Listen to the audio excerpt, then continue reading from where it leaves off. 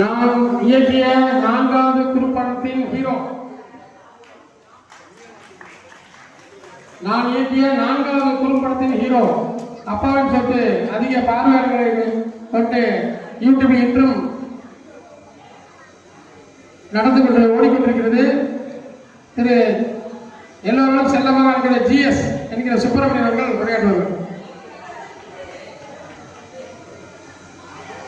மதிப்பிற்கும் மரியாதைக்கும் உரிய நமது ஊர் மக்களே, உங்கள் அனைவருக்கும் என் பணிவான வணக்கம்.